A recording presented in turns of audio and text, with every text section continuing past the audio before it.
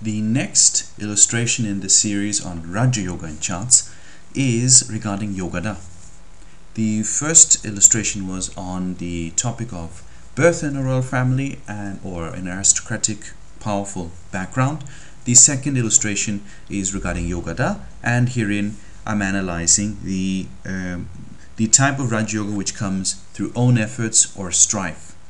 For this, I've selected three charts, that of George W. Bush, John Kerry, and Al Gore, to illustrate not only where the Rajayogas are coming from, but also how they interplay with each other. In the chart of George W. Bush, ex-president, we find that the Lagna is Cancer. We find that he is born on a Saturday, the 6th of July 1946 at 7:26 a.m. in New Haven, Connecticut. The birth weekday is of course relevant in the chart, but this I will leave for a later topic. Now, to analyze Yogada, we need to see 3 points in the chart: the ascendant, the Lagna, that is. We must also analyze the Hora Lagna, abbreviated by HL in this case. Herein we find it in the South Indian chart in Leo, and the Gatika Lagna, which is abbreviated by GL and is placed in Scorpio in the chart. We need to find one planet linking all three, and it can be to the signs themselves containing these, that means Cancer and Leo and Scorpio, or to the houses in 7th therefrom. The main point being that we need to find one planet linking them all, and this one planet is going to be the cause of the person's rise to power. The difference being between analyzing the sign themselves or the 7th therefrom, being that if the Rajayoga comes from the 7th from these Lagna, Hora Lagna or Gatika Lagna, they rise due to other people's help, other people's influence on them. It could even be their spouse's rise or power which causes this, and not so much their own. How this exactly pans out, we can also go a bit further and analyze. We find here that in this chart, the ascendant and the Gatika Lagna, the Lagna Gatika Lagna that is, are having the same planets having mutual aspect on them by Rashi Drishti, that means sign aspect. However, we do not find this to be the case with the Hora Lagna placed in Leo. In fact, the Hora Lagna in Leo and the Sun, which lords Leo, with the Mars being placed in Leo, has no link at all to Cancer, but Mars does have a link to Scorpio, and that's just about it. We don't find Mars being linked to the Lagna, which is the most important criteria herein. Instead, if we analyze the 7th houses from the Lagna, Hora Lagna and Gatika Lagna, we find one very clear link. In fact, two. The 7th house from the Lagna is Capricorn. Rahu aspects it by Rashi Drishti, as does Ketu. The 7th house from the Hora Lagna is Aquarius. Rahu lords this, as does Saturn. So we find Rahu and Saturn being the link so far, just as we had 7 from Lagna was linked to Rahu and Saturn by lordship and Rahu by Rashi Drishti. Finally, the 7th house from the Gatika Lagna has Rahu, and Saturn has Rashi Drishti on this. So in all three cases, we find Saturn and Rahu having a very strong link to the power, or rather the yoga, to the three Lagnas in case of George Bush's chart. This implies that his Rajayoga, and what we call the Yogada, the giver of yoga or Rajayoga, is coming through either Rahu or Saturn. That speaks highly, or rather speaks very clearly about the means through which he is going to be able to take power and also retain power. He'll have to use the tactics of Saturn and Rahu in life. We can also ascertain the accuracy of this principle by analyzing the dasas. And if we analyze the Vimshotri dasa of George Bush, which I have now shifted to here. Here are the mouses pointed. It actually reads from 1987 to 2006. He was running Saturn's Mahadasa, and it was during that time that he underwent 2 elections to keep his power.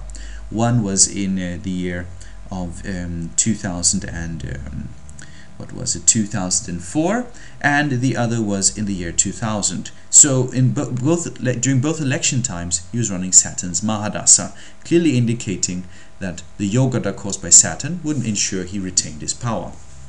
Saturn is the 8th lord placed in the ascendant, which can give power through a type of inheritance, which is quite peculiar because he is not indeed supposed to be born in an aristocratic or royal or powerful family per se. In fact, when he was born, his father was not at that time his president, but became so later on. Yet we do see an inheritance combination caused by Saturn being the 8th lord, which speaks very clearly of how exactly George W. Bush actually got his power. Since Saturn also has Graha Drishti, that means planetary aspect on Jupiter, which is the 9th lord, it does show strong involvement of the judiciary in ensuring he attained his power. Now, since Saturn is the cause of his Rajayoga, it would be necessary for us to analyze who he would be having to fight against to keep the Rajayoga. To analyze this, we need to analyze only one point in the chart. We need to see the Gatika Lagna. In this case, Gatika Lagna is in Scorpio, and that implies that the Dushtana, that means the 6th, 8th, and 12th house from Scorpio, will reveal which people are going to fight against his Rajayoga. The 6th house from Gatika Lagna is Aries. There are no planets. The 8th house is Gemini. The Sun is there. That means the Sun is going to fight against George Bush's power. And the 12th from Gatika Lagna has no planets. So the Sun is going to be the main indicator of those who will go against or fight against George Bush. And this is what we're going to analyze in his in the charts of his you could say competition, or those who were running for election against George Bush. And here I have the chart of Al Gore, born on 31st of March 1948. And I'm only concerned with the Rasi chart again, just as in the case of George Bush. And I'm most concerned with which planets are associated with his Gatika Lagna, because if he indeed is going to run against George Bush, as was the case, the Sun has to be associated with the Gatika Lagna. In Al Gore's case, his Gatika Lagna, abbreviated by GL, is in Leo. Now Leo is lorded by the Sun, so clearly he can indeed be a contender against George Bush. If indeed this is really accurate, the 12th house or 6th house or the 8th house from Al Gore's Gatika Lagna must have an association of Saturn, because then his enemy or his contender is going to be Saturn, which we saw earlier caused the Rajayoga of George Bush. The 6th house from Gatika Lagna has no planets. The 8th house has Sun, ironically, which was supposed to give him power, but instead apparently took it away as well. And the 12th house from it has Saturn and Mars, of which Saturn we know indicates George W. Bush's Rajayoga. Hence we have clearly seen that in this chart, here's a person who is indeed going to have an enemy who is indicated by Saturn, who will try to take his power, and he himself is indicated by the Sun, which is indicated by Gatika Lagna in Leo. Very appropriate, especially as we saw in George Bush's chart. His power is indicated by Saturn and his enemy is the Sun. In Al Gore's chart, it's the reverse. His power is coming from the Sun and his enemy is Saturn. If this really works, we should try and see it in John Kerry's chart. Let's see. John Forbes Kerry, Scorpio Lagna. I've used the chart of 11th of December 1943 at 8:07 a.m. in Aurora, Colorado. And we again concerned with the Gatika Lagna mainly, which in this case is in Scorpio. Join the Sun. So clearly again we find, just as in the other Democratic candidate, Al Gore, the Sun is having a strong association with the Gatika Lagna itself. Okay, so he can indeed be a contender to George Bush. The next concern is to analyze the Dushtana, the 6th, 8th and 12th from this Gatika Lagna, which are also the 6th, 8th and 12th houses from the Lagna.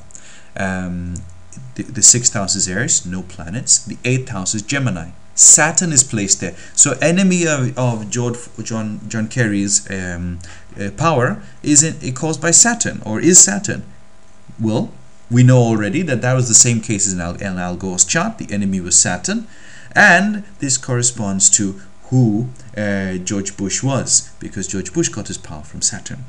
So a clear mapping of all three charts, in which we can see the two sides of the power struggle, which occurred in the last about 8 years, and we've justified all this using the principles of Yogada. This ends the series on Rajayoga and how Rajayoga manifests. And with this, I wish you all the best and namaskar.